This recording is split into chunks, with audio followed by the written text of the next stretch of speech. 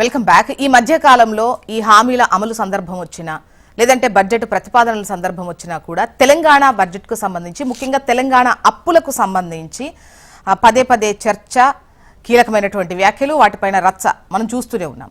ఈ మధ్య కాలంలో పార్లమెంట్లో కేంద్ర ఆర్థిక మంత్రి నిర్మలా సీతారామన్ తెలంగాణ అప్పులకు సంబంధించి కీలక వ్యాఖ్యలు చేశారు. ఈ 10 ఏళ్లలో రాష్ట్రాన్ని అప్పుల కుప్పగా మార్చారు అన్నట్టు విధంగా చేసినటువంటి విషయంలో నిన్న కేటీఆర్ బహిరంగ లేఖ రాశారు. 10 ఏళ్లలో సెంట్రల్ చేసినటువంటి అప్పులు, రాష్ట్రం చేసినటువంటి అప్పులు, వాటికి సంబంధించి ప్రస్తావిస్తూ ముఖ్యంగా ఈ 10 ఏళ్లలో అంటే దేశంలో 16 మంది ప్రధానులు చేసినటువంటి అప్పు ఒక లెక్క, 2014-24 మధ్య జరిగినటువంటి అప్పు ఏ విధంగా ఉంది అనేటువంటి ఒక ఉపమానాన్ని చూపిస్తూ అసలు అడిగే హక్కు ఉందా అన్న విధంగా ఆయన మాట్లాడినటువంటిది, ఆయన బహిరంగ లేఖలో పేర్కొన్నటువంటిది మనం చూసాము. అసలు ఇంతకు తెలంగాణ అప్పు ఎంత, ముఖ్యంగా దేశ అప్పు ఎంత, దేన్ని వేటికి ఖర్చు పెట్టారు, ముఖ్యంగా దీనిపై మాట్లాడదాం. గెస్టులు కూడా రెడీగా ఉన్నారు.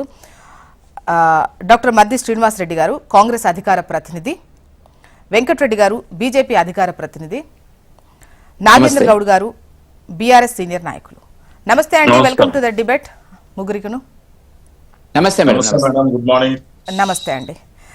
ముఖ్యంగా వెంకటరెడ్డి గారు చెప్పండి మేడం. మీ వ్యాఖ్యలకు వచ్చినటువంటి, అంటే బీజేపీకి వచ్చినటువంటి కౌంటర్ అటాక్ ఇది, మీ అప్పు ఎంత, మీ లెక్కేంటి అనేదే ఎక్కువగా ప్రస్తావన వస్తోంది. అంటే 14 మంది ప్రధానమంత్రులు 65 ఏళ్లలో చేసినటువంటి అప్పుకి ఈ 10 ఏళ్లలో అంటే 2014 నుంచి 24లో 125 లక్షల కోట్ల అప్పుకు సంబంధించి 125 లక్షల కోట్ల అప్పుకు సంబంధించి ప్రస్తావిస్తూ అసలు అడిగే హక్కు ఉందా అన్నటువంటి విధంగా నిన్న బహిరంగ లేఖ రాశారు.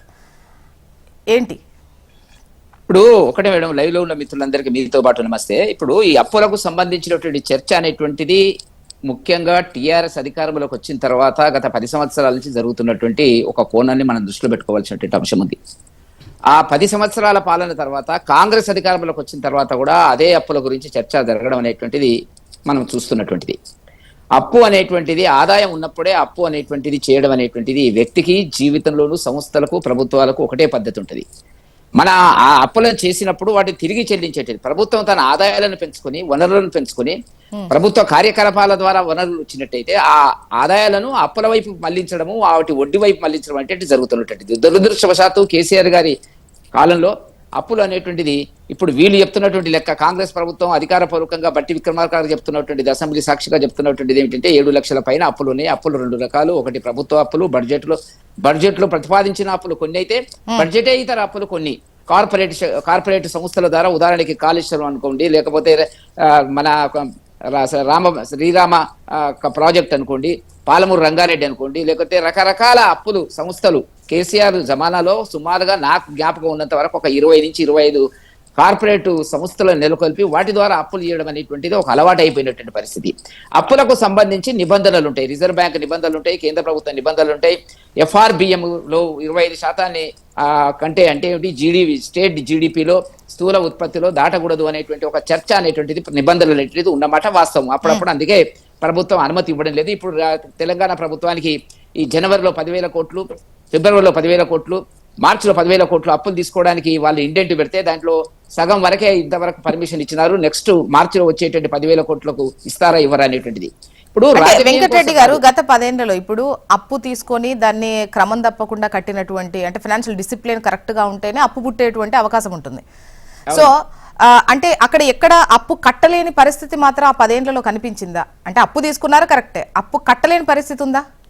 తప్పకుండా ఉంది. ఇప్పుడు అప్పులు చేసి మళ్ళీ అప్పులు, ఇప్పుడు రేవంత్ రెడ్డి గారు చెప్తున్నటువంటి చాలా స్పష్టంగా కనపడుతున్నటువంటి అధికారపూర్వకమైన సమాచారమే నేను కోట్ చేస్తాను. అప్పులకు వడ్డీలకు మళ్ళీ మేము అప్పులు చేస్తున్నాము అనేటువంటి మాట చెప్పడం అనేటువంటిది ఏ స్థాయిలో గత ప్రభుత్వం చేసింది అనేటువంటి దాన్ని చర్చించవలసినటువంటి అవసరం ఉంది కదా మేడం జ్యోత్స్న గారు. నేనేమంటున్నా అంటే, నేను అప్పు చేస్తా, మళ్ళీ ఆ అప్పు నేను ఇంతకుముందు చెప్పినట్టుగా ఆదాయాల ద్వారా, వనరుల ద్వారా సమీకరించుకొని చెల్లిస్తేనేమో మీరన్నట్టు ఫైనాన్షియల్ సాల్వెన్సీ గానీ, ఆర్థిక పరిస్థితి గానీ ఓ పద్ధతిలో ఉందని నేను ఒప్పుకుంటా. కానీ అట్లా కాకుండా దానికోసం మళ్ళీ అప్పులు చేయడము, ఈ అప్పులకు వడ్డీలకు మళ్ళీ ఎవరు చెల్లించాలా, ఎట్లా చెల్లించాలా అనేటువంటి చర్చ కదా. నేను అంటున్నది ఒకటే, కేంద్ర ప్రభుత్వం చేసినటువంటి అప్పుల విషయంలోకి వచ్చేటప్పటికి ఇన్ఫ్రాస్ట్రక్చర్ కోసము, దేశంలో ఉండేటువంటి సమగ్ర అభివృద్ధి కార్యక్రమాల కోసం అప్పులు చేయడం జరిగింది. కానీ ఈ ప్రాంతీయ పార్టీలు ముఖ్యంగా టిఆర్ఎస్ ఇప్పుడు కాంగ్రెస్ కూడా చేస్తున్నటువంటి ఇది ఏంటంటే ఈ అప్పులను సంక్షేమ కార్యక్రమాలకు, నేను వద్దంటలేను సంక్షేమ కార్యక్రమాలు మళ్లించడానికి, ఇప్పుడు జీతాలు చెల్లించడానికి అప్పులు చేస్తున్నారు, ఉద్యోగస్తుల జీతాలు చెల్లించడానికి. జీతాలకు సంబంధించినటువంటి చాలా ఘోరమైనటువంటి పరిస్థితి ఉంది. కనీసం కేసీఆర్ జమానాలో కనీసం పెన్షన్ రిటైర్ అయినటువంటి ఉద్యోగస్తులకు పెన్షన్ ఇచ్చేటువంటి వాళ్ళు ఇప్పుడు పెన్షన్ ఇస్తున్నారు. ఆ అదనపు సౌకర్యాలు ఏవైతే ఉన్నాయో చెల్లించడం లేదు. గ్రాట్యుటీ ఉంటుంది, కమిటేషన్ ఉంటుంది, వాళ్ళ సొంత డబ్బు జనరల్ ప్రావిడెంట్ ఫండ్ జీపీఎఫ్ ఉంటుంది, వాటన్నిటి మీద మానిటోరియం పెట్టారు. వాళ్ళు పాపం లబోదిబోం అంటున్నారు. 5 డిఏలు ఇంతవరకు చెల్లించలేదు. 5 డిఏలు అంటే 2.5 సంవత్సరాల నుంచి ప్రభుత్వ ఉద్యోగస్తులకు మొన్న ఇచ్చిన 1 డిఏ తప్ప వాళ్ళకి 1 రూపాయి కూడా అదనంగా పెరగలేదు. ధరలు పెరుగుతున్నాయి. నేనేమంటున్నా అంటే రాజకీయాల కోసం కాదు, కేటీఆర్ గారు మాట్లాడుతున్నది ఎట్లా ఉందంటే అప్పులు తెచ్చి సంక్షేమ కార్యక్రమాలకు మళ్లించడము, ఫ్రీ ఉచిత పథకాలను మళ్ళీ ఉచిత పథకాలు వ్యతిరేకం కాదు, ఒక లిమిట్ లో ఒక పరిమితిలో ఉచిత పథకాలను అమలు చేయడం అనేటువంటిది ఏ ప్రభుత్వానికే మంచిది. అది బీజేపీ చేసినటువంటి కార్యక్రమాలతోని కేంద్ర ఖజానాను అంటే నింపేంత అభివృద్ధి చేశాము, ఆదాయం పెరిగింది. సో అప్పుకి ఆదాయానికి కావచ్చు మిగులు బడ్జెట్కి ఎలా పొంతన పెడతారు అనేది కూడా ఒక క్వశ్చన్. ఇప్పుడు అది తప్పుడు వాదన ఆయన చేస్తున్నటువంటిది. అప్పులు చేసుకోవడానికి ఇంతకుముందు కేసీఆర్ గారు చాలా సందర్భాల్లో మాట్లాడారు, మీరు కూడా చూసుంటారు మేడం. ఏంటంటే పతారా ఉన్న వాళ్ళకి అప్పులు ఇస్తారు అంటారు. పతారా నాకు కూడా ఉంటది, నాకు కూడా రోజు ఒక ఫోన్లు చేస్తుంటారు బ్యాంకులు, సార్ మీరు లోన్ తీసుకుంటారా, కార్ లోన్ తీసుకుంటారా అనేటువంటిది. అంటే నేను టెంప్ట్ అయిపోయి తీసుకోవడమేనా, నా శక్తి ఉందా లేదా అని ఆలోచించుకోవాల్సినటువంటి అవసరం లేదా? ప్రభుత్వాలు కూడా అంతే, ఆలోచించకుండా కేవలం చేసిన వాగ్దానాలకు ఉచిత పథకాలు 10 లక్షల రూపాయలు ఇస్తాము, ఇటు ఇస్తాము, అటు ఇస్తాము ఉచితంగా, నేను కాదంటే లేను, ఎవరికి అవసరమో వాళ్ళకి ఇవ్వకుండా. వెంకటరెడ్డి గారు final question, what about central అప్పు? సెంట్రల్ అప్పు మీరు చెప్పినట్టుగా ఉంది, లేదని కాదు, మేము ఎక్కడ డిఫాల్టర్ కాలేదు. కానీ రాష్ట్ర ప్రభుత్వాలు డిఫాల్టర్ అవుతున్నవి. ఉద్యోగస్తులకు పెన్షన్ చెల్లించలేటువంటి పరిస్థితుల వల్ల ఇవాళ ఆరోగ్యశ్రీకి సంబంధించినటువంటిది కానీ, ఫీజు రియంబర్స్మెంట్ కానీ, లేకపోతే కాంట్రాక్టర్లకు ఇవ్వాల్సిన డబ్బుల విషయంలో కేంద్ర ప్రభుత్వం ఎక్కడ కూడా డిఫాల్ట్ కాలేదు. ఇక్కడ రాష్ట్ర ప్రభుత్వం అనేటువంటిది డిఫాల్ట్ అయినటువంటి సందర్భం కనపడుతున్నటువంటిది, గగ్గోలు పెడుతున్నటువంటిది. హాస్పిటల్లో మనకు ఉండేటువంటి ఏదైతే ఆరోగ్యశ్రీ ఉందో దాని రియంబర్స్మెంట్ జరగడం లేదు, వాళ్ళు వదిలేసినారు. ఇప్పుడు మళ్ళీ అదే విధంగా ఉద్యోగస్తులకు సంబంధించిన నేనేమంటున్నా అంటే అప్పులు అనేటువంటిది చేయడం తప్పలేదు, కానీ బడ్జెట్ కు సంబంధం లేని అప్పులు చేస్తున్నారు కదా. కాళేశ్వరం ద్వారా చేసినట్టు 75,000 కోట్ల రూపాయల అప్పులు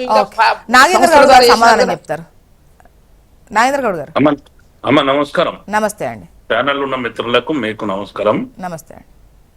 అయితే ఇప్పుడు వెంకటరెడ్డి గారు మాట్లాడుతున్నది ఏంటంటే వాళ్ళేమో సంక్షేమము, అభివృద్ధి, భారతదేశ సమగ్ర అభివృద్ధి కొరకు వాళ్ళు అప్పులు చేసిండ్రు. ఆ రోజు ఎన్నికల లోపల ఇచ్చిన కాలేధన్ ఏదైతే నల్లధనాన్ని విదేశాల్లో స్విచ్ బ్యాంకులలో బ్యాంకులలో పెట్టుకుంటున్న వీటినేమో తీసుకొచ్చి జన్ధన్ ఖాతాలు తెరిచేసేసి ప్రతి వ్యక్తికి కూడా 5-5 లక్షలు 10-10 లక్షలు ఇస్తామని చెప్పి వీళ్ళని అందరినీ భారతదేశంలో ఉన్న ప్రతి ఒక్కరిని కూడా ఖాతా తెరిపించి వాళ్ళ బ్యాంకుల చుట్టూ దింపి బ్యాంకులలో లైన్లు కట్టినాక ఖాతాలు తెరుచుకున్న తర్వాత దాన్ని గాలి కొదిలేసేసిన వాళ్ళేమో సంక్షేమం కొరకు అభివృద్ధి చేశారు. మేము నీళ్ల కటకట ఉంటే మిషన్ భగీరథతోని నదుల నుంచి 400 కిలోమీటర్ల నుంచి పైప్ లైన్లు వేసేసేసి గ్రామాలకు దాహార్తిని తీర్చిన వాళ్ళేమో వేరే దాని కొరకు అప్పులు చేసినారు. ఆయన మాటల లోపల వెంకటరెడ్డి గారి మాటల లోపలనే స్పష్టంగా అర్థమవుతున్నది అప్పు చేయొచ్చు, అప్పు పుట్టుడు కూడా ఎప్పుడు పుడుతుంది అంటున్నాడు. అంటే మనం కట్టేతంత స్థితిలో ఉంటేనే పుడుతుంది అంటున్నాడు. అందుకే వాళ్ళు చేస్తేనేమో సంసారము, వేరేళ్ళు చేస్తేనేమో వ్యభిచారం అన్నట్లు మాట్లాడుతూ ఉన్నారు. కాబట్టి భారతదేశం లోపల ఈ రోజున్న పరిస్థితిలో ఇంతవరకు ఉన్న ప్రధానమంత్రులు అందరు కలిసి చేసిన అప్పు ఈ ఒక్క 10 సంవత్సరాలలోనే పెద్ద ఎత్తున అప్పు చేసిన పరిస్థితి, భారతదేశము అప్పుల కూపిలో కూడుకొని పోయిన పరిస్థితి మనం చూసినాం. ఇక్కడ ప్రతి పైసా అప్పు చేసిన దాంట్లో అంటే 10 సంవత్సరాల తర్వాత కాంగ్రెస్ ప్రభుత్వం అధికారంలోకి వచ్చింది మేడం. ఈ రోజు రాష్ట్ర ప్రభుత్వం లోపల వాళ్ళు అనేకమైన అన్నిటిని కూడా చూసేసేసి ఈ రాష్ట్ర ప్రభుత్వం 10 సంవత్సరాలు అప్లమయం అయిపోయింది, మేమేం చేయలేం అంటే వాళ్ళు సాధ్యం కాని అసాధ్యమైన హామీలు ఇచ్చి గ్యారంటీలు ఇచ్చి వాళ్ళ కేంద్ర నాయకత్వాన్ని కూడా తెలంగాణలో దింపేసేసి రాహుల్ గాంధీ గారిని, సోనియా గాంధీ గారిని, పక్క రాష్ట్రంలో ఉన్న ముఖ్యమంత్రులను అసలు భారతదేశంలో మిగిలిన లీడర్లు లేకుండా అందరు లీడర్లను కూడా ఇక్కడికి అంటే నాగేంద్ర గౌడ్ గారు ఈ 10 ఏళ్ళు ఇక్కడ చేసినటువంటి అప్పులతో ప్రస్తుతం వచ్చిన కాంగ్రెస్ అంటే సంక్షేమ పథకాలకు సంబంధించి వీటికి ప్రస్తుతం ఇబ్బంది ఫేస్ చేయాల్సి వస్తోంది. ఆ అప్పులకు వడ్డీలు కట్టడమే మాకు సరిపోతోంది అంటుంది. అందుకే నేను చెప్తున్నా మేడం, నేను అనేది అదే, సాధ్యం కాని హామీలు ఇచ్చేసి సాధ్యం కాని గ్యారంటీలు ఇచ్చేసేసి అంటే అధికారమే పరమావధిగా మేము అధికారంలోకి రావాలి, కేసీఆర్ గారిని ఓడించాలి, కేసీఆర్ గారిని తప్పించాలి. ఎందుకంటే ప్రజలు సంక్షేమం వైపు ఉన్నారు, ప్రజలు ఈ రాష్ట్రాన్ని అభివృద్ధి వైపు చూస్తున్నారు. అవి అన్ని కూడా కేసీఆర్ గారి వల్ల జరుగుతున్నాయి. కాబట్టి మనం అనేకమైన అబద్ధాలు ఆడేసేసి రాష్ట్రంలోకి రావాలని చెప్పి వచ్చిన తర్వాత అప్పులమయం చేసిండ్రు, అప్పులు చేసిండ్రు అని వాళ్ళు వీళ్ళు ఇద్దరు కలిసి కంబైన్డ్ గా మేడం వాళ్ళు ఒక సైడు ఈ రోజు పార్లమెంట్ లో ప్రస్తావించడం ఎంతవరకు ఒక రాష్ట్రంలో అప్పుల గురించి, దేశంలో మీరు చేసింది ఏంది, దేశంలో మీరు ఇచ్చిన వాగ్దానాలను నెరవేర్చింది ఏంది, నిరుద్యోగ సమస్యను ఏం చేసిండ్రు, దేశ అభివృద్ధిని ఏం చేసిండ్రు, లేకుంటే ప్రజలకు ఇచ్చిన సంక్షేమాల గురించి ఏం మాట్లాడినరు, అవన్నిటిని గాడికి వదిలేసేసి అందరు చేయనంత కన్నా అప్పులు పెద్ద ఎత్తున వీళ్ళు 10 సంవత్సరాల్లో చేసి ఈ 10 సంవత్సరాలను పార్లమెంటు సాక్షిగా ఫైనాన్స్ మినిస్టర్ మాట్లాడి ఈ విధంగా ఇద్దరు కలుపుకోలుగా ఇద్దరు కలిసికట్టుగా రాష్ట్ర ప్రభుత్వం మీద ఆయన కేంద్రంలో ఇచ్చిన వాగ్దానాలు వాళ్ళు నెరవేర్చలేరు, రాష్ట్రంలో అసాధ్యమైన కార్యక్రమాలు వాగ్దానాలు చేశారు కాబట్టి ఇక్కడ నెరవేర్చలేని పరిస్థితి ఉన్నది. ఈ రోజు మేము రైతు బంధు ఇచ్చినాం, ఈ రోజు రైతు బంధు ఇవ్వలేకపోతున్నారు, ఒక్కొక్క ఎకరాకి వేస్తున్నారు, అడుకొచ్చినట్లు వేస్తున్నారు. ఇలా ఒక్కటేసారి మేము ఆ రోజు వేసినాం. ఈ రోజు ఏదైతే పెళ్లిళ్ళు చేసుకుంటున్న వాళ్ళకు ఉన్నదో షాదీ ముబారక్ గాని కళ్యాణ లక్ష్మి గాని ఎంబడే మేము ఇచ్చినాం, దానికి తులం బంగారం అన్నారు, ఆ తులం బంగారం అటు ఉంచు, ఇది కూడా ఇవ్వలేని పరిస్థితి ఉన్నాడు. ఇప్పుడు వెంకటరెడ్డి గారు అంటున్నారు హాస్పిటల్స్ గురించి అనేది, అంటే పని చేస్తున్న వాళ్ళకే ప్రాబ్లమ్స్ వస్తాయి, పని చేస్తున్నాం కాబట్టి స్కీమ్లు ఇచ్చిర్రు కాబట్టి ప్రాబ్లమ్స్ ఫేస్ చేసినా కూడా రాష్ట్ర ప్రభుత్వాన్ని నడిపించడం జరిగింది, ఎంప్లాయీస్ కూడా సక్రమంగా చూసుకోవడం జరిగింది. కొద్ది అటు ఇటు జరిగినా కూడా మా నాయకుడు హరీష్ రావు గారు చాలా క్లియర్ గా చెప్పిండు కదా మేడం, మేము 700 కోట్లు కాదు 400 కోట్ల లెక్కలతో సహా మేము ఆ రోజు చెప్పినాం. మీరు తప్పులు లెక్కలు చెప్తున్నారు, ప్రభుత్వం 4,000 అంటే 4 లక్షల కోట్లు. అయితే నేను అనేది ఏంటంటే తప్పుడు లెక్కలు మీరు చెప్తున్నారు, మీరు చెప్తున్న లెక్కలకు ఎక్కడ కూడా పొంతన లేదు. రాష్ట్ర ప్రభుత్వ బడ్జెట్ అనేది ఇక్కడ దాచిపెట్టి ఉండదు, రొటీన్ గా మనం చేసుకుంటూ పోతుంటే అభివృద్ధి చేసుకుంటూ పోతుంటే అప్పులు తీర్చడం లోపల కానీ లేకుంటే అభివృద్ధి సంక్షేమ కార్యక్రమాలకు ఆ అప్పులను చూపించి ప్రజలను నోరు కొట్టాల్సిన అవసరం లేదు, ప్రజల మీద భారం చూపించాల్సిన అవసరం లేదని నిండు అసెంబ్లీ సాక్షిగా మేము చాలా క్లియర్ గా చెప్పడం జరిగింది. అది కూడా ఇద్దరు ఒకటే చేసేసి రాష్ట్ర ప్రభుత్వం 10 ఏళ్ళు అని చెప్పుకుంటూ పోతున్నారు. 50 ఏళ్ళు చేసిన కాంగ్రెస్ ఏం చేసింది, ఇవాళ 15 సంవత్సరాలకు అంటే థర్డ్ టైం 10 సంవత్సరాలు పూర్తి చేసుకొని 15వ సంవత్సరంలో మీరు వచ్చారు, మీరేం చేస్తున్నారు అడగాల్సిన అవసరం ఉన్నది. ఒకసారి శ్రీనివాస్ రెడ్డి గారు. ఓకే అండి, గుడ్ మార్నింగ్ అండి. హెచ్ఎంటీ ప్రధానికానికి, జ్యోత్స్న గారికి, నాగేంద్ర గౌడ్ గారికి, వెంకటరెడ్డి గారికి. ఇవాళ టిఆర్ఎస్ గాని బీజేపీ గాని దొందే అన్నట్టుగా ఉన్నాయి. ఇలా భారతదేశాన్ని పాలించినటువంటి 14 మంది ప్రధానమంత్రులు 65 సంవత్సరాలలో దాదాపుగా ఒక 65 లక్షల కోట్లు అప్పు చేస్తే ఇలా మోడీ గారి ఆధ్వర్యంలో ఉన్నటువంటి ఎన్డీఏ ప్రభుత్వం దాదాపుగా 1 లక్ష అంటే ఈ 11 సంవత్సరాల కాలంలో 125 లక్షల కోట్ల రూపాయలు అప్పు చేసింది. ఇక మనకి ఇక్కడ తెలంగాణలో ఏం జరిగిందో తెలుసు. జ్యోత్స్న గారు, ఇక్కడ తెలంగాణలో 2014 నాటికి మిగులు బడ్జెట్ తోటి ఆ రోజు బీఆర్ఎస్ ప్రభుత్వం అధికారంలోకి వచ్చింది తెలంగాణలో. ఆ రోజు వెళ్ళిపోయేటప్పుడు 7,11,000 కోట్ల పైచీలకు అప్పు చేసి వెళ్ళిపోయింది. అది దేశాన్ని ఇవాళ మీరు ఒక్కసారి గమనించండి, జాతీయ స్థాయిలో కానీ రాష్ట్ర స్థాయిలో కానీ బీజేపీ కానీ బీఆర్ఎస్ కానీ ఇలా రాష్ట్రాన్ని దేశాన్ని అప్పుల కుప్పగా మార్చిన పరిస్థితి మనం చాలా స్పష్టంగా చూస్తున్నాం. ఇవాళ బీజేపీ ఏం చేసిందంటే మొన్న తెలంగాణకు నిర్మలా సీతారామన్ గారు చాలా స్పష్టంగా ఎన్డీఏ ప్రభుత్వం మొండి చేసి చూపించింది. ఇవాళ భారతదేశానికి ఎక్కువ అప్పులు వాళ్ళకి ఏదైతే ఇంట్రెస్ట్ ఏదైతే వస్తుందో, ట్యాక్స్లు ఏదైతే వస్తున్నాయో అంటే ఇన్కమ్ ట్యాక్స్ కానీ, ఎక్సైజ్ కానీ, కస్టమ్స్ కానీ, సర్చార్జీలు కానీ, ఎలాంటి పనులు కూడా ఇవాళ దక్షిణ భారతదేశం నుంచి ఎక్కువ వస్తున్నాయి. మరి దక్షిణ భారతదేశం నుంచి ఎక్కువ ఫండ్స్ వచ్చినప్పుడు వాళ్ళ డబ్బులు మొత్తం తీసుకెళ్లి ఉత్తర భారతదేశంలో ఇన్వెస్ట్మెంట్ చేస్తున్న అభివృద్ధి కార్యక్రమాలు కానీ, సంక్షేమ కార్యక్రమాలు కానీ. మా ముఖ్యమంత్రి రేవంత్ రెడ్డి గారు చాలా స్పష్టంగా చెప్పారు, ఇవాళ తెలంగాణలో ఏదైతే ఉందో మన రీజనల్ రింగ్ రోడ్డు కానీ, అదేవిధంగా మరి యూనివర్సిటీ స్కిల్ యూనివర్సిటీకి కానీ, మరి Musi river front reservation programme కానీ, మరి ఇట్లాంటి regional ring road, retail ring రోడ్లకు కూడా మరి ఇన్వెస్ట్మెంట్ మాకు కొంత డబ్బులు కేటాయించండి బడ్జెట్ లో అంటే ఎక్కడ కూడా ఒక్క రూపాయి, మీరు చాలా స్పష్టం, ఒక్క రూపాయి కూడా కేంద్ర ప్రభుత్వం మరి తెలంగాణ రాష్ట్రానికి బడ్జెట్ కేటాయించిన పరిస్థితి మనం చాలా స్పష్టంగా మనం చూసాం. నిర్మలా సీతారామన్ గారు మొన్న పార్లమెంట్ లో బడ్జెట్ ప్రవేశపెట్టినప్పుడు. ఇవాళ మరి కేంద్ర మంత్రి బండి సంజయ్ గారు కానీ, మరి రాష్ట్ర అధ్యక్షుడు కేంద్ర మంత్రి కిషన్ రెడ్డి గారు కానీ, ఇద్దరు కేంద్ర మంత్రులు మొత్తం మీద 8 మంది ఎంపీలు ఉండి తెలంగాణ రాష్ట్రాన్ని దగ్గర నుండి చూసి వాళ్ళ కొల్లగొట్టిన పరిస్థితి ఏర్పడింది. వాళ్ళు కనీసం మన దగ్గర నుంచి ట్యాక్స్ రూపాయలు వసూలు చేసేందుకైనా కూడా ఇవ్వండి అని చెప్పేసి రేవంత్ రెడ్డి గారు ఎంత సౌహృద్భ వాతావరణంలో చూసాం. బడేబాయి గారిని కూడా సంబోధించి, ఎందుకంటే మనం శేషభీషులొద్దు, మన రాష్ట్రానికి రావాల్సిన పనులు ఏదైతుందో మనం తీసుకోవాలన్నాం. గతంలో ఏంటంటే మేడం వాళ్ళు చాలా స్పష్టంగా చూసినప్పుడు 100% మన దగ్గర నుంచి పనులు వసూలు చేసుకుంటే దాంట్లో దాదాపు ఒక 40% రిటర్న్ వచ్చేది. ఇవాళ వాళ్ళు టెక్నికల్ గా ఏం చేస్తున్నారు, 100లో 80% ఏమో ట్యాక్స్ రూపంలో తీసుకుంటుంది సెంట్రల్ గవర్నమెంట్, ఒక 20% మన సర్చార్జీలని ట్యాక్స్ ఇంకోటి చెస్సుల రూపంలో తీసుకుంటుంది. ఈ 80%కే 4% అంటే 32% యాక్చువల్ గా మనకు రిటర్న్ రావాలి మన దగ్గర నుంచి వెళ్ళేటువంటి పన్నుల రూపంలో వెళ్ళి వాటికి. కానీ అది కూడా ఇచ్చే పరిస్థితి ఇవ్వాలి. దాదాపు 26% ఏమో ఇస్తున్నారు సబ్జెక్ట్ టు కండిషన్, 26% వస్తుంది. మరి 29% అంటే మనకు 42% రావాల్సింది 29%కి వస్తున్నారంటే మీరు అర్థం చేసుకుంటూ చూస్తున్నా గారు. ఇవాళ ఏ ఒక్క ప్రాజెక్టు కూడా తెలంగాణ డెవలప్మెంట్, తెలంగాణ మీద కపట ప్రేమ మీరు చాలా స్పష్టంగా గమనించాలి.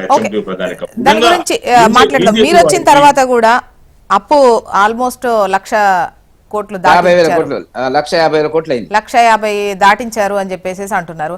అయితే అప్పులకు వడ్డీలు కట్టడమే అంటే మొన్న కాగ్ ఒకటి ఇచ్చింది, ఆల్మోస్ట్ ఇప్పుడు చేసిన అప్పు వాటికి 20,000 కోట్లు అప్పుకే కట్టామంటే ఈ లెక్కన చూస్తే సంవత్సరానికి 2,000 2,500 చొప్పున కోట్లు 2,500 కోట్ల చొప్పున వేసుకున్నప్పుడు కానీ ఎక్కడ లెక్క పొంతన కుదరట్లేదు కదా చేసిన అప్పుకి ఈ లెక్కకి. చెప్తా మేడం, నేను చాలా స్పష్టంగా, ఇప్పుడు కాళేశ్వరం ప్రాజెక్ట్ ఉంది, కాళేశ్వరం ప్రాజెక్ట్ కి దాదాపు 1,90,000 కోట్ల రూపాయలు ఈఎంఐలు అయితే వడ్డీ రూపంలో అయితే కట్టాలి. ఆ రోజు కేసీఆర్ గారి ప్రభుత్వం ఏం చేసిందంటే ఒక స్పెషల్ కార్పొరేషన్, కాళేశ్వరం అభివృద్ధి ఒక సంస్థ, ఒక కార్పొరేషన్ స్పెషల్ గా ఏర్పాటు చేసి ఆ దాని పేరు మీద అప్పులు తీసుకుని వడ్డీలు కూడా దాదాపుగా 14% వరకు కూడా వడ్డీల రూపంలో తీసుకోటి మరి ఆ రోజు తీసుకోవడం జరిగింది. ఇవాళ దానికి కాళేశ్వరం ప్రాజెక్ట్ కి అసలైతేంది కిస్తీల రూపంలో దాదాపు నెలకు 6,500 కోట్ల రూపాయలు ఇవాళ కట్టే పరిస్థితి ఇలా తెలంగాణ ప్రభుత్వానికి వచ్చింది. మరి వీళ్ళకు ఎంప్లాయీస్ కి ఇవ్వాల్సిన జీతాలు అయితేంది, ఖర్చులు అయితేంది, నెలకు ఒక 18,000 కోట్ల రూపాయలు ఈజీగా ఖర్చు అవుతుంది. మరి మనకు వచ్చే ఇన్కమ్ కూడా తెలంగాణకు నెలకు అంతకంటే ఎక్కువ ఉండట్లేదు మరి వాస్తవం. సో ఈ అప్పులకు వ్యయాలకు చాలా, అంటే ఖర్చులకు వ్యయాలకు కూడా మరి చాలా డిఫరెన్స్ ఉంది. ఎందుకంటే 7,11,000 కోట్ల రూపాయల పైచీలకు అప్పుల రూపంలో మన కేటీఆర్ గారు అంతమీ చేయలేదు అన్నారు. అంటే ఇక్కడ ఒకటి లెక్క ఉంటుంది మేడం, అప్పులు అనేవి కూడా 2 రకాలు ఉంటాయి. ఇప్పుడు ప్రత్యక్షంగా జోష్నా గారు చెప్పాలి, చెప్తున్నాను జోష్నా గారు, నేను ఏమంటున్నానంటే ఇప్పుడు వాటికి వడ్డీలు కట్టాలి కదా. కాళేశ్వరం ఇప్పుడు ఆ గవర్నమెంట్ కేసీఆర్ గారు కట్టరు కదండి, కాంగ్రెస్ పార్టీ కట్టాలి కదా. ఎవరు నెక్స్ట్ ఎవరు ప్రభుత్వం వస్తే వాళ్ళే కట్టాల్సి వస్తుంది. మరి వడ్డీలకు కిస్తీలకే కాళేశ్వరం ప్రాజెక్ట్ కు 6,000 కోట్లు కడుతున్నప్పుడు మీరు లెక్కేంటి 14 నెలలకు 1,00,000 కోట్లు అవే అయిపోయినాయి కదా. ఇక్కడే వాళ్ళు విభేదిస్తున్నారు. యాక్చువల్ గా కట్టేది 6,000 కోట్లు కాదు. ఈవెన్ మొన్న కాక్ సంబంధించినట్టు వస్తే తెలంగాణ అప్పుకు సంబంధించే ఇప్పటి వరకు ఈ 10 నెలల్లో 20,000 కోట్లు అప్పు వడ్డీకే కట్టాము అనేటువంటిది ఒక ప్రకటన చేశారు. మరి 6,000 కోట్లు కడితే 12 నెలలకు ఎంత పడుతుంది? 20,000 కోట్లు 20,000 కోట్లు అంటే ఎంత పడుతుంది? 12 × 6,000 మేడం లెక్క ఏంటి? 12 × 6,000 కదా లెక్క. 60,000 అంటే 12 5 60 12 72 72,000 కోట్ల రూపాయలు అప్పులు కాదు, అప్పులు ప్లస్ కిస్తీలు అంటే ఏమంటారు, వడ్డీలు ప్లస్ కిస్తీలు 2 ఉంటాయి మేడం. అంటే తీసుకున్న దానికి ఒక లెక్క ప్రకారం అయితే కరెక్ట్ గా చెక్ చేయాల్సిందే. ఎందుకంటే 20 ఎక్కడ 72 ఎక్కడ, మీకు అర్థమైందా? సో దీంట్లో ఎక్కడో క్లారిటీ మిస్ అవుతున్నట్టు అనిపిస్తోంది. మీరు ఎట్లా వైట్ పేపర్ రిలీజ్ చేస్తారు కాబట్టి ఆ పని చేయండి, రిలీజ్ చేసేయండి. చెప్తున్నా జోష్నా గారు, కాగ్ ఏం చేస్తున్నారంటే, ఒక్క నిమిషం చెప్పనండి మేడం, మీరు అడిగారు. కాగ్ ఏం చేస్తుందంటే బడ్జెట్ దానికి సంబంధించిన ఖర్చులు చెప్తుందో కార్పొరేషన్ దాన్ని కట్టే పట్టించుకోదు, అవన్నీ లెక్కలేవు. ఇప్పుడు ఏం చేశారు కేసీఆర్ గారు, ప్రత్యక్ష అప్పు, కార్పొరేషన్ ద్వారా అప్పు, పోయేటప్పుడు ఎగ్గొట్టిపోయిన డబ్బులు, వాళ్ళందరి బిల్లుల పెండింగ్ 54,000 కోట్లు ఉంది. అవన్నీ వాళ్ళు చెప్పరు, బిల్లుల పెండింగ్ చెప్పరు, కార్పొరేషన్ అప్పులు చెప్పరు, ఓన్లీ బడ్జెట్ సంబంధించినటువంటి అఫీషియల్ ఖర్చులకు కట్టే డబ్బులు అవన్నీ కలపాలి. మాట్లాడుతున్నానంటే శ్రీనివాస్ రెడ్డి గారు మాట్లాడుతున్న దాంట్లో నేను ఏమంటున్నామా అంటే, వీళ్ళు లెక్కలు చెప్పుడు లేకుంటే ప్రజలకు చెప్పుడు ఇడిచిపెట్టేసి అలా కేంద్ర ప్రభుత్వం బడ్జెట్ లో రాష్ట్ర ప్రభుత్వానికి ఇవ్వలేదు, ఇక్కడ ఉన్నాయి అప్పులు జరిగినాయి, అప్పులైనాయి అంటున్నారు. మిగులు రాష్ట్రంగా మేము ఇచ్చినాం అంటున్నారు. మరి ఇప్పుడు మీరు వచ్చిన సంది ఏమి సంక్షేమ కార్యక్రమాలను కంటిన్యూ చేస్తున్నారు? ఏవి కొత్త స్కీములు పెట్టినరు? ఏ గ్యారంటీలు మీరు నెరవేర్చినరు అనేది ఒక ప్రశ్న అయితే, రెండోది కేంద్ర ప్రభుత్వం ఇయ్యనప్పుడు కేంద్రంలో ప్రధాన ప్రతిపక్షం మీరే కదమ్మా, మీరే ఉన్నారు కదా. ప్రధాన ప్రతిపక్షం ఉన్నోళ్ళు మరి అక్కడ ఏం చేస్తున్నారు? పార్లమెంట్ లో ఏం చేస్తున్నారు? పార్లమెంట్ లోనేమో జోజో అని వస్తున్నారు. ఇక్కడికి వచ్చినాక ప్రజలలో కేంద్ర ప్రభుత్వాన్ని మాట్లాడుకుంటూ, రాష్ట్ర ప్రభుత్వం 10 ఏళ్ళని మాట్లాడుకుంటూ, 50 ఏళ్ళ చేసిన దొంగతనాన్ని అంతా కూడా మర్చిపోయేసేసి కేంద్రంలో పార్లమెంట్ లో నిద్రపోతున్నది కూడా మర్చిపోయి, ఇది ఎన్ని రోజులు ప్రజలను మభ్య పెడతారు అని నేను అడుగుతున్న ప్రశ్న. ఎందుకంటే ఇక్కడనేమో అప్పులు ఎక్కువ చూపిస్తారు, అక్కడ నుంచి తెచ్చేది తీసుకురారు. మేము ఉన్నప్పుడు చేసినాం, మేము జంతర్ మంతర్ దగ్గర ధర్నా చేసినాం, ముఖ్యమంత్రితో సహా ఢిల్లీలో మేము ఒడ్లు కొనడానికి పోయి ముఖ్యమంత్రితో సహా మంత్రులం అందరూ కూడా మొత్తం కార్పొరేషన్ చైర్మన్లం అందరం పోయి అక్కడ ధర్నా చేసినాం. మేమంతా పార్టీ ఏం జరుగుతుంది? మీరు పార్లమెంట్ లో ప్రధాన ప్రతిపక్షం అన్న మీరు అడిగి తెచ్చుకుంటున్నారా? మీరు చోటబ్బాయి బడబాయి అని తెచ్చుకుంటున్నారా? దోస్తాన్ని చేస్తారా? కొట్లాడతారా? రాష్ట్రానికి మాత్రం కావాలి కదా. మీరు ఇచ్చిన వాగ్దానాలు అయితే నెరవేర్చాలి కదా. మీరు ఎన్ని రోజులు చెప్తారు? ఇంతవరకు ఇంకా సంవత్సరం దాటిపోయినా కూడా ఇదే అప్పులు, ఇదే కథ, ఇదే సోజంతా ఇంకుంటూ పోతే ప్రజలకు కడుపు నింతదా అని నేను ప్రశ్నిస్తున్నా. ఎందుకు అంటే రైతులు ఒకవైపు పెట్టుబడి సహాయం కింద రైతు బంధు ప్రవేశపెడితే రైతు బంధుకు సంతోషించారు. ఇవాళ పెట్టుబడి ఇవ్వలేని పరిస్థితి ఉన్నావు. అదే విధంగా అప్పులు మాఫ్ చేస్తున్నావు, అవిటిని ఇవ్వలేకపోతున్నావు. వాటి అన్నిటిని నెరవేర్చలేకపోతున్నావు. ఏం జరుగుతుంది అని ఇప్పుడు ప్రజలు ప్రశ్నిస్తారమ్మా. ప్రజాస్వామ్యవాదులంతా ప్రశ్నిస్తారు. వెంకటరెడ్డి గారు బడ్జెట్ కు సంబంధించి బీజేపీ మిత్రపక్షాలు, ఒక్క నిమిషం, బీజేపీ మిత్రపక్షాలకు లేదా బీజేపీ పాలిత రాష్ట్రాలకు ఇచ్చినట్టుగా ముఖ్యంగా ఈ రాష్ట్రాలకు, బీజేపీ పాలిత కాకుండా ఉన్నటువంటి రాష్ట్రాలకు ఇవ్వట్లేదు. సో ఆ విమర్శను తిప్పికొట్టేందుకో అధిగమించేందుకో ఈ విధంగా అప్పుల వ్యాఖ్యలు చేశారు కేంద్ర ఆర్థిక మంత్రి అంటున్నారు. అది కాదు మేడం, నిర్మలా సీతారామన్ గారు చాలా స్పష్టంగా పార్లమెంటు సాక్షిగా అనేక స్కీముల గురించి, విషయాల గురించి స్పష్టీకరించడం జరిగినటువంటి మాట వాస్తవం. ఇది ఇట్లాంటి విమర్శ వస్తుందని చెప్పి ఆమె ముందు జాగ్రత్తగా చేయడం జరిగింది. నేనేమంటున్నా అంటే గత 10 సంవత్సరాల బీఆర్ఎస్ పాలనలో ఆర్థిక సంక్షోభము మొత్తము భ్రష్టు పట్టించినటువంటి పాలన అనేటువంటి సాగిన మాట వాస్తవం. తెలుసు వాళ్ళకి. ఇప్పుడు నేను ఒక ఉదాహరణ చెప్తాను, నేను వ్యతిరేకం కాదు. దళితులకు 10 లక్షల రూపాయలు ఉచితంగా ఇస్తాము అనేటువంటి స్కీము అది వయబులా? దేశంలో వయబుల్ అవుతుందా? రాష్ట్రంలో ఓట్ల కోసం ఒక ఈటల రాజేందర్ గారిని ఓడించడానికి తెచ్చినటువంటి ఒక స్కీము ఇది వాళ్ళ పాలన. ఇప్పుడు అప్పులు చేయడం అనేటువంటి, ఇప్పుడు పిండి ఎంతనో రొట్టె ఎంత మేడం. అప్పులు ఆదాయాల మధ్యన వ్యత్యాసం పెరిగినప్పుడు ఏమైతుంది? మనం దివాలా వైపు పరిగెడుతున్నాం. అంటే జీవితంలో మీ జీవితం, నా జీవితము, ప్రభుత్వ జీవితం అంతా ఒకటే. ఆ కోణంలో ఇప్పుడు మేము కేంద్ర ప్రభుత్వము ఎన్ని అప్పులు చేసినా కూడా ఎక్కడ కూడా డిఫాల్టర్ లేదు. మేము ఎక్కడ కూడా మేము చెల్లించవలసినటువంటి దాంట్లో ఇప్పుడు సర్పంచెస్ కు సంబంధించి, గ్రామ పంచాయతీలకు సంబంధించి రాష్ట్ర ప్రభుత్వాలు ఇవ్వడం లేదు. తెలంగాణలో ఇప్పుడు అవి కూడా ఆగిపోయినాయి. మేము రిలీజ్ చేసినాం, డైరెక్ట్ గా రిలీజ్ చేస్తున్నటువంటి పరిస్థితి. రాష్ట్ర ప్రభుత్వాలు మ్యాచింగ్ గ్రాంట్స్, కేంద్ర ప్రభుత్వం అనేక స్కీములు ఉన్నాయి. తెలంగాణ వాటా అంటే కేంద్ర ఆదాయంలో తెలంగాణ వాటా ఎంత ఉందండి? ఎన్నో రాష్ట్రంగా ఉంది ఇప్పుడు వాటా అంటే మేడం? ఆర్థిక సంఘాలు 15వ ఆర్థిక ఫైనాన్స్ కమిషన్ అనేటువంటిది ఒక చట్టబద్ధమైనటువంటి, రాష్ట్రపతి నియమించినటువంటి ఒక చట్టబద్ధమైనటువంటి నిపుణులతో కూడుకున్నటువంటి కమిటీ. అది రాష్ట్రాలకు రాజకీయాలకు సంబంధం లేదు. అన్ని రాష్ట్రాలు తిరుగుతారు, 5 ఏళ్ళకు ఒకసారి వస్తారు, చర్చిస్తారు ముఖ్యమంత్రులతోని, ప్రభుత్వాలతోని. ఏ విధంగా కేంద్ర రాష్ట్ర ప్రభుత్వ మధ్య నిధుల వినియోగం, పంపిణీ అనేటువంటిది డివల్యూషన్ ఆఫ్ ఫండ్స్ అంటారు, దాన్ని పంచాలి అనేటువంటిది ఉంటది. అభ్యంతరాలు ఉంటే ఆ రోజు చెప్పొచ్చు. ఆ దాంట్లోకి వచ్చేటప్పటికి 36% నుంచి వాళ్ళ 42% పెంచడం జరిగినటువంటిది. ఒక్క మాట మేడం, పంపిణీ అనేటువంటిది దామాషా పద్ధతి, జనాభా జామా పద్ధతి రకరకాలుగా జరుగుతుంది. అది ఇప్పుడు నేను రంగారెడ్డి జిల్లాను, ఒక్క మాట రంగారెడ్డి జిల్లా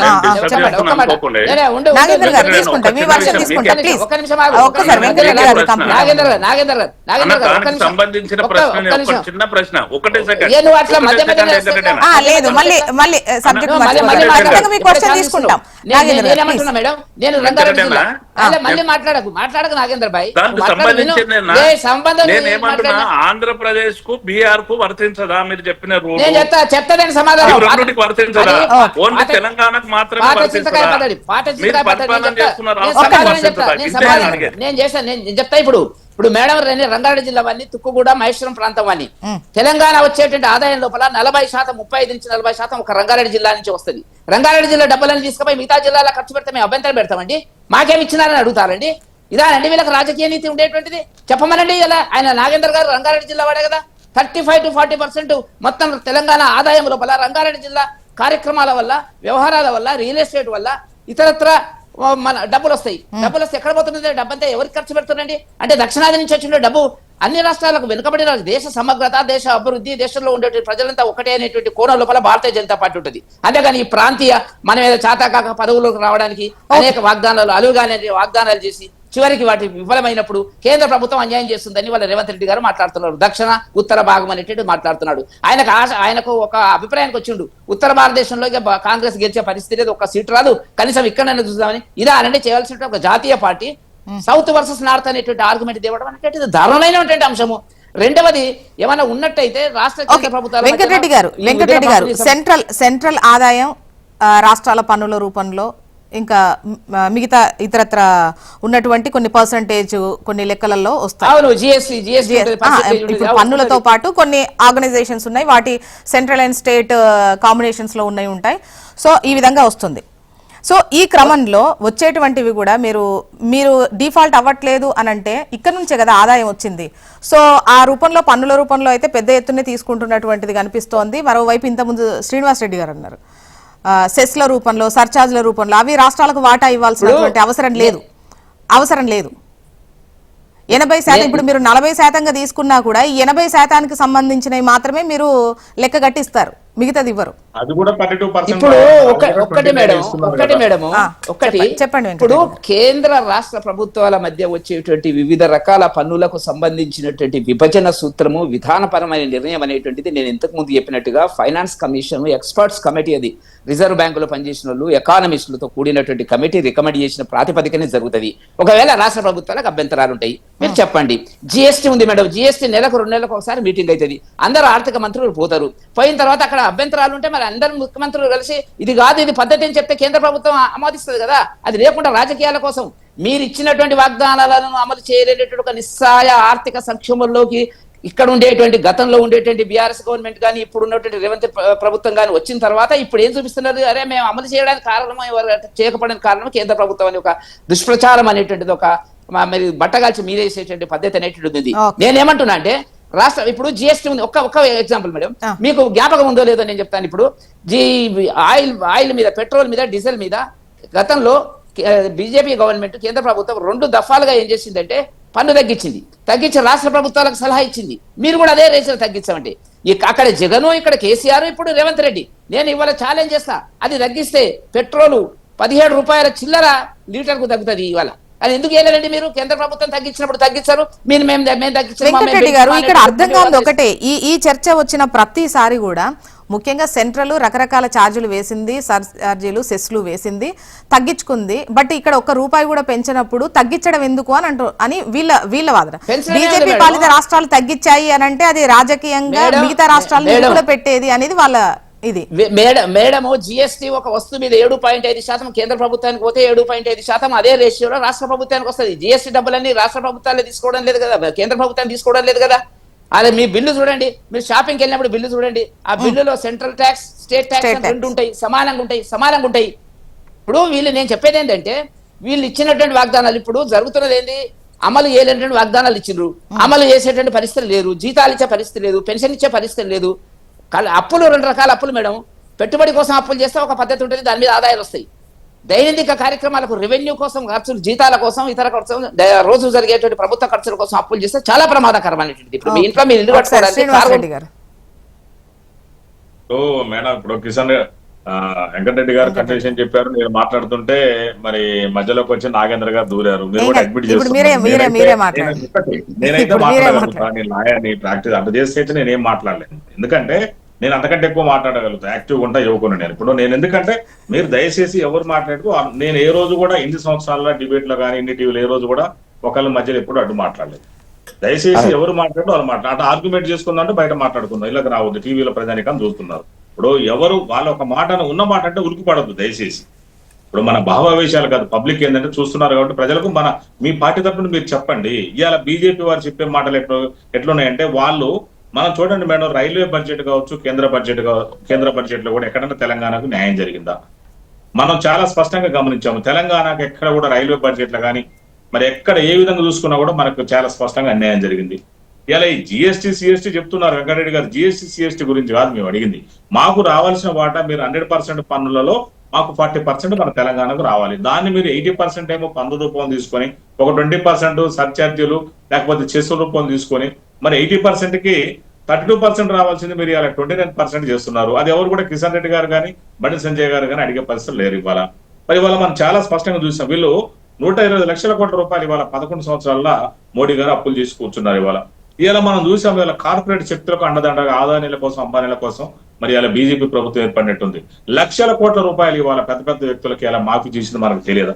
ఇవాళ రైట్ ఆఫ్ అంటారు దాన్ని, రైట్ ఆఫ్ చేయలేదా? వాళ్ళు చాలా అప్పులను కూడా మాఫీ చేశారు. బడా పారిశ్రామికవేత్తలు కోట్లు కొల్లగొట్టిన వాళ్ళ అప్పులను కూడా చేశారు. ఇవాళ 10,000 రూపాయలు ఇవ్వాలి ఉంటే, నేను ఊళ్ళల్లో ఉంటున్నాను కదా, 10,000 రూపాయలు ఇవ్వాలి చూడండి, రైతులకు వచ్చి తలుపులు తీసిన చరిత్ర కూడా ఇలా బ్యాంక్ అధికారులకు ఉంది. మరి వాళ్ళు ఏం చేశారు? మరి ఇలా కేంద్ర ప్రభుత్వం మీరు అర్థం చేసుకోవాలి దయచేసి. ఇవాళ ఎప్పుడు నిర్మలా సీతారామన్ గారు ఎంత మన తెలంగాణ మీద ఎంత తక్కువ చేసి చూపించారంటే తక్కువ చేసి చూపించారు. మన బడ్జెట్ మనం గమనించాలి చూసినా కదా, బడ్జెట్ ఎట్టుందంటే బీహార్ ఎన్నికల బడ్జెట్ లాగా ఉంది తప్ప కేంద్ర బడ్జెట్ లాగా లేదు. చాలా స్పష్టంగా వాళ్ళ ఎన్నికల కోసం తయారు చేసి వండి వార్చినట్టే ఉంది తప్ప ఎక్కడ కూడా నిజంగా ప్రజానికానికి ఉపయోగపడేట్టుగా ఎక్కడ కూడా లేదు. మరి మనం అన్ని చాలా స్పష్టంగా గమనించాం. మనకి ఎక్కడ కూడా మొన్న ఐటీఆర్ అని మా జగ్గారెడ్డి గారు అంటే మరి ఆయన అంటాడు వెంకటరెడ్డి, ఆయన బండి సంజయ్ గారు ఫుల్ ఫామ్ చెప్పాలంటున్నారు. ఫుల్ ఫామ్ అంటే అంత పెద్ద ఆయన క్వశ్చన్ వేస్తున్నారంటే మరి ఆయన వివేకాన్ని వదిలేస్తున్నారు. అంటే విషయం సబ్జెక్ట్ వదిలిపెట్టి, సబ్జెక్ట్ ఇక్కడ ముఖ్యం మేడం. ఇక్కడ సబ్జెక్ట్ ఏం జరుగుతుంది? ఎందుకు బెంగళూరు పోతుంటే మీరు ఇద్దరు కేంద్ర మంత్రులు ఉండి దద్దమల్లాగా ఎందుకు చూశారు? మరి మీరు తీసుకురాలేరా? ఎంత ఇవ్వాలి? ఒక ఐటీఆర్ రావడం వల్ల ఇన్ఫర్మేషన్ టెక్నాలజీ ఇండస్ట్రీ చాలా ఏరియా చాలా డెవలప్మెంట్ ఉంటుంది మేడం. ఇలా బెంగళూరు పోయింది చూస్తూ కూడా వీళ్ళందరూ ఊరుకున్నారు. మరి దాన్ని తీసుకురావాల్సిన బాధ్యత వీళ్ళకి లేదా? అంటే డెవలప్మెంట్ అనేది వీళ్ళకి ఇష్టం లేదు. తెలంగాణ డెవలప్ కావద్దు, తెలంగాణ డెవలప్ అయితే వీళ్ళకు నచ్చదు.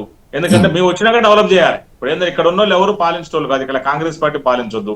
మరి ఏదైతే information technology investment reason ITIR అంటే దానికి సంబంధించింది కూడా మరి అదే హైదరాబాద్కి వస్తే ఎంత గొప్ప ఉండేది. ఆ రోజు వాస్తవంగా కేటీఆర్ గారు కూడా పట్టించుకోలేదు. అందరూ తెలుసు తెలంగాణ ప్రజానికానికి. ఆ రోజు బీజేపీ వారు పట్టించుకోలేదు. అది పక్కన బెంగళూరుకి వెళ్ళిపోయింది. ఇలా వాళ్ళకి ఎంతో ఒక రీజన్, ఒక ఇండస్ట్రియల్ హబ్బులాగా ఏర్పడింది.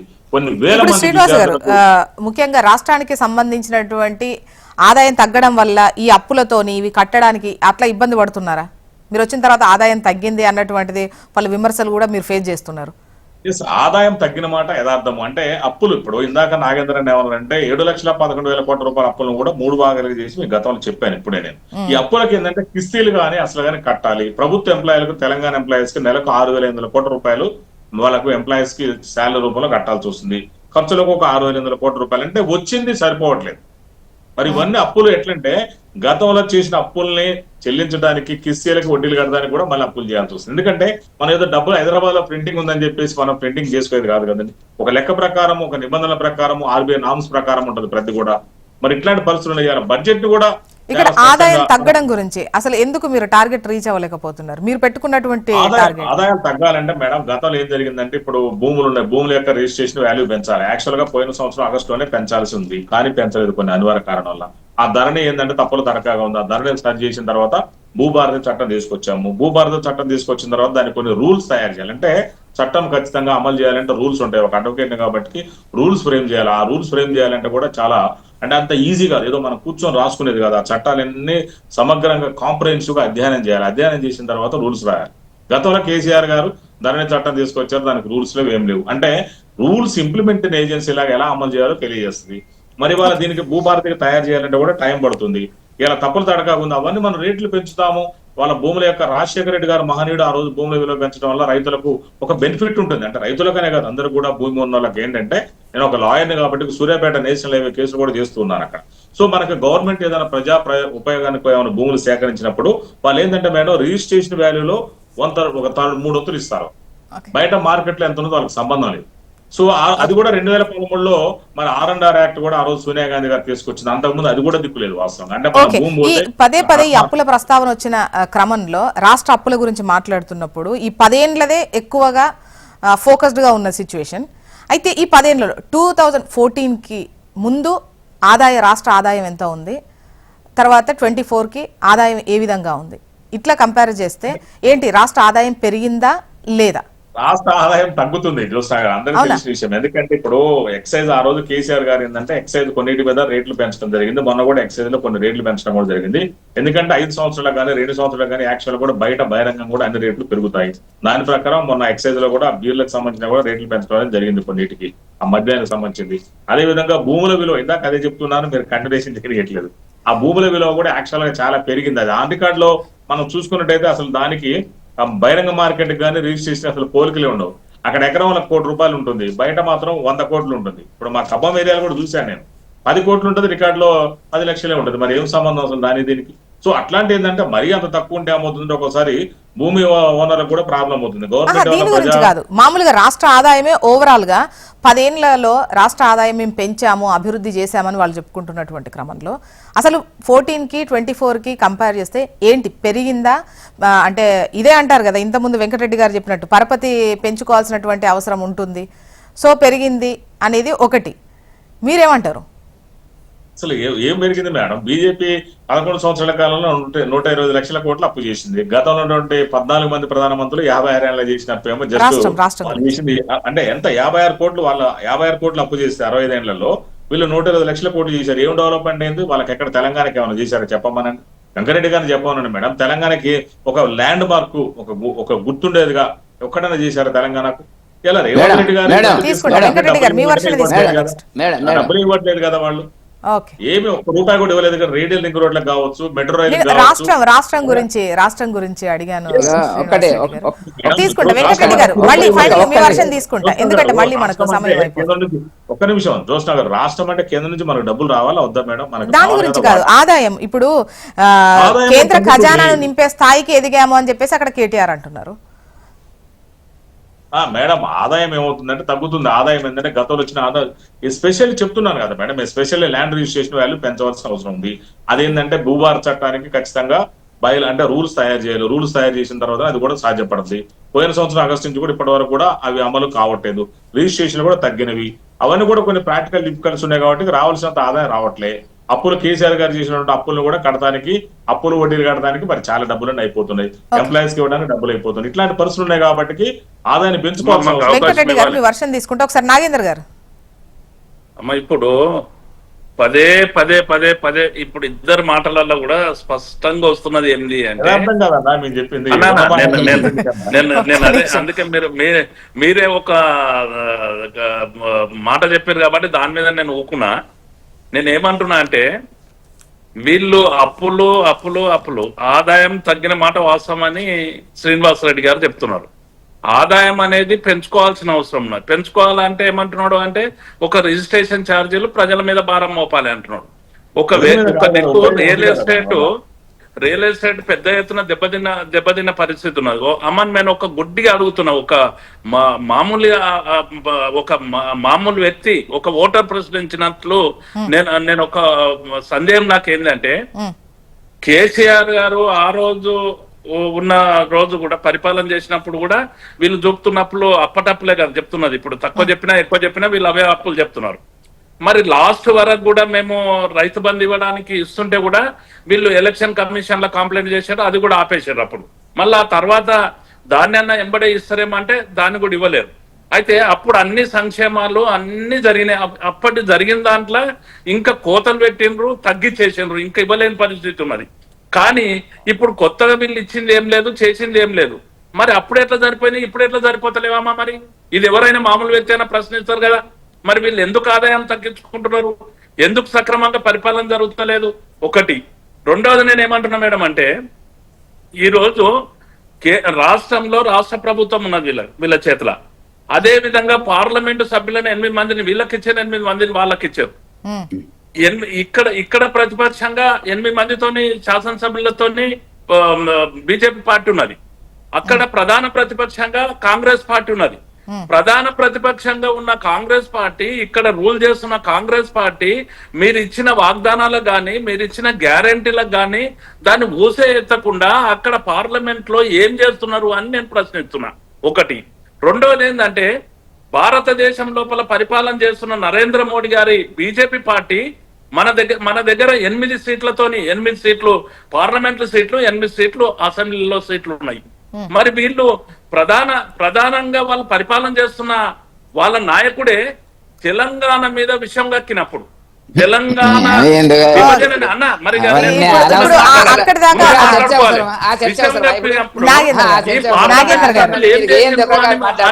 ఇప్పుడు అప్పులు లెక్కల వాటిల్లో సెంటిమెంట్ ఇష్యూస్ తెలంగాణ మీద ఎందుకు వ్యతిరేకత ప్రదర్శించినప్పుడు మీరు ఏం పని చేసిండ్రు? లేకుంటే బడ్జెట్ లో మన దగ్గర ప్రస్తావించి బడ్జెట్ లో మనకు కోత విధించినప్పుడు మీరు ఏం చేసిండ్రు అనేది ఒక ప్రశ్న. రెండోది నేను ఏమంటున్నా మేడం అంటే, ఈ రోజు ఆంధ్రప్రదేశ్ పక్క రాష్ట్రం, అదే విధంగా బీహార్ రాష్ట్రం, వీళ్ళిద్దరికి రాజకీయ ప్రాధాన్యత మీద బడ్జెట్ పెడుతున్న పరిస్థితి కనిపిస్తా ఉన్నది. ప్రధాన ప్రతిపక్షం కాంగ్రెస్ పార్టీ విఫలమైపోతున్న పరిస్థితి ఉన్నది. అక్కడ పరిపాలన చేస్తున్న సవతి ప్రేమ చూపుతున్న పరిస్థితి ఉన్నది. సభానాయకుడు ప్రధానమంత్రి గారు విభజన తల్లిని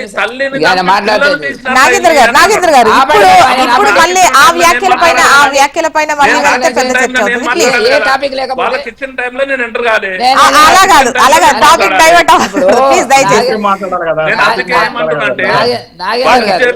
బడ్జెట్ లో కేంద్ర ప్రభుత్వం వెంకటరెడ్డి గారు ఇప్పుడు అది ఓపెన్ గానే అందరూ మాట్లాడుతున్నదే కదా. ఈవెన్ లబ్ధి పొందినటువంటి రాష్ట్రాలు కూడా సెంట్రల్ తో మనం ఆ కూటమిలో భాగమై ఉండడం వల్లనే మనకు పెద్ద ఎత్తున సహకరిస్తున్నారు. ఈ బడ్జెట్ అందుకు నిదర్శనం అని వాళ్ళు కూడా చెప్పుకుంటున్న సిచ్యువేషనే కదా. ఇక్కడ వీళ్ళు విమర్శిస్తున్నారు అన్నది కాదు. అట్ ద సేమ్ టైం అక్కడ ఉన్నటువంటి రాష్ట్రాలు కూడా ఎవరైతే లబ్ధి పొందుతున్నారో, ఇటు ఏపీ కావచ్చు, అదేవిధంగా బీహార్ కావచ్చు, సో ఆ అనౌన్స్మెంట్లు వాళ్ళు కూడా ఇచ్చుకుంటున్నారు కదా.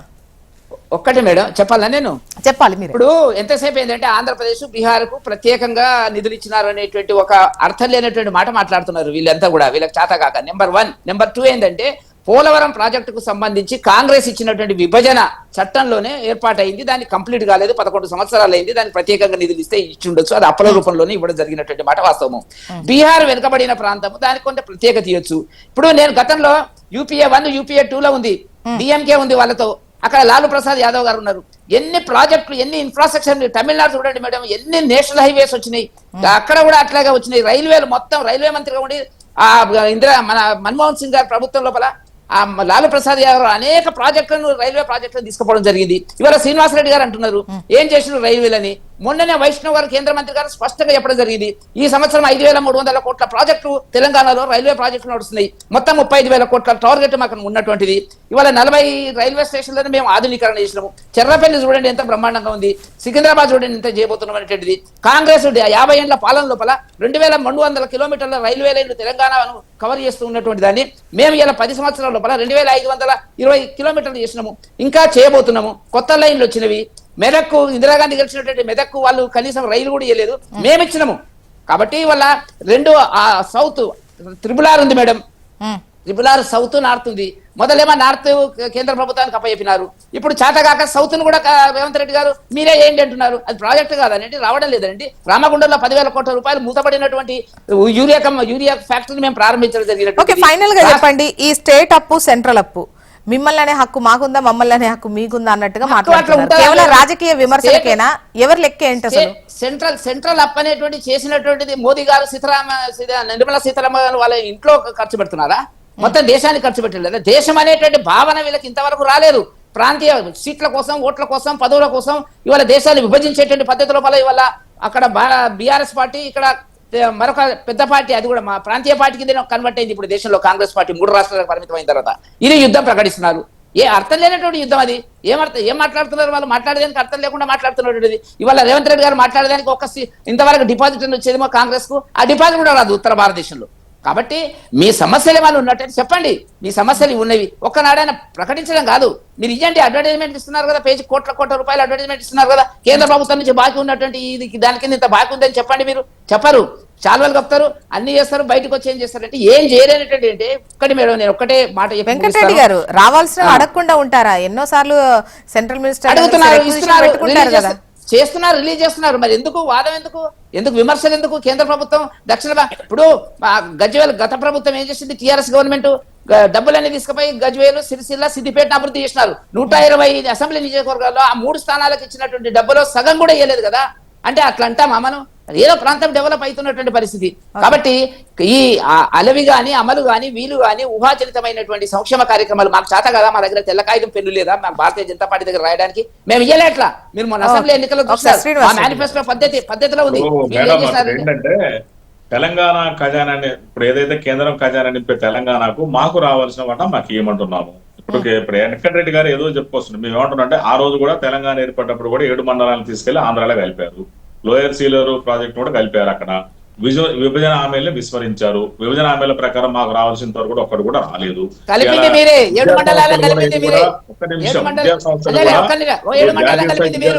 ఏమి కూడా తెలంగాణలో ఇంతవరకు కూడా కేంద్ర ప్రభుత్వం ఒక్కడు కూడా స్టార్ట్ చేయలేదు. మన రేవంత్ రెడ్డి గారు నవోదయ స్కూల్స్ ఇవ్వమన్నారు, అదే విధంగా ఐఐఎం లాంటివి కూడా ఇవ్వమన్నారు, ఇంతవరకు కూడా ఇవ్వలేదు. మరి విద్య ఏమి ఇచ్చారనేది అంటే మనకు ఆదాయం ఏమో తెలంగాణ నుంచి ఎక్కువ వస్తే ఎక్కడో డెవలప్మెంట్ అయితే మనం సంతోషపడాలని అంటున్నారు బీజేపీ వారు. ఇది ఎక్కడ మనం డబ్బులు ఇచ్చిన దానికి పనులేమో మేము కట్టాలా, ఉత్తర భారతదేశం డెవలప్ చేయాలంటే అందరం ఒకటే భావించాలి. ఎస్, భారతదేశం మొత్తం ఒకటే, అందరూ తెలుసు. కానీ మాకు న్యాయంగా దక్కాల్సిన వాటి మాకు దక్కాలి. దక్కకుంటుండి ఉత్తర భారతదేశం మొత్తం వాళ్ళకి స్కాములు వాళ్ళకి పెట్టుకుంటా అంబానీ ఆదాయంలో ఉన్నట్టు పారిశ్రామికవేత్తలకేమో రైట్ ఆఫ్ అప్పులు మొత్తం వాళ్ళందరూ కూడా మాఫీ చేసుకుంటుండి ఇవాళ మన తెలంగాణకు మొడిసే చూపిస్తే ఇవాళ ఏంది వీళ్ళు మొత్తం తెలంగాణకు 5,300 కోట్ల రూపాయలు రైల్వే ప్రాజెక్టులకు వచ్చిన తర్వాత ఇప్పుడు నేను చెప్పింది వెంకటరెడ్డి గారు ఒప్పుకున్నారు. ఏమని అంటే బీఆర్ కు ఆంధ్రప్రదేశ్ కి ఇస్తున్నారు కదా, అంటే ఆయన కోడ్ చేసింది ఏంటి అంటే ఇక్కడ జగిత్యాలకు అక్కడ ఇస్తున్నారు, ఇక్కడ ఇచ్చారు మీరు అని అన్నారు. అంటే నేను ఏమంటున్నా అంటే కేంద్ర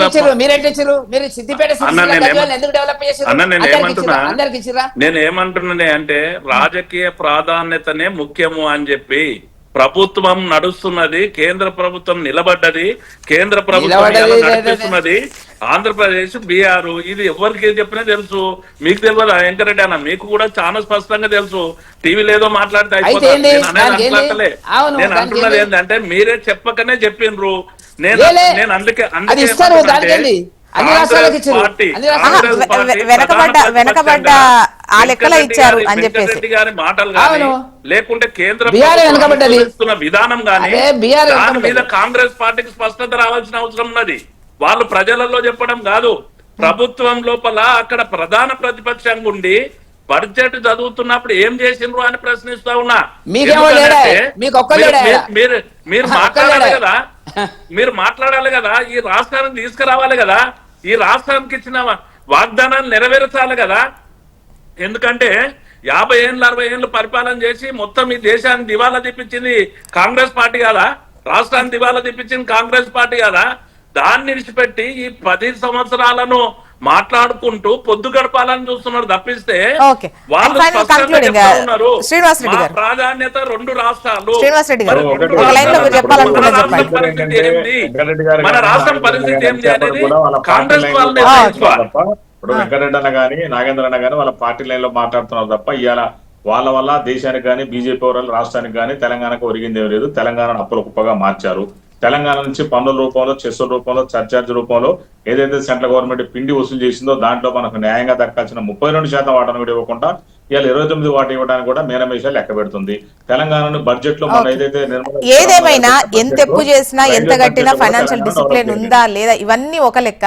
బట్ రాజకీయంగా ప్రయోజనం ఉంటే మాత్రం ఖచ్చితంగా విమర్శలు అయితే వస్తాయి. అది సెంట్రల్ అయినా కావచ్చు, స్టేట్ అయినా కావచ్చు, అది మాత్రం క్లియర్ గా కనిపిస్తోంది. And thank you so much అండి డిస్కషన్ లో పాల్గొన్నందుకు శ్రీనివాస్ రెడ్డి గారు, వెంకటరెడ్డి గారు, నాగేంద్ర గారు. థ్యాంక్ యూ అండి. ఇది వాళ్ళ న్యూస్ అనాలిసిస్. చూస్తూనే ఉండండి హెచ్ఎం టీవీ. వార్త ఆగదు, నిజం తాగదు.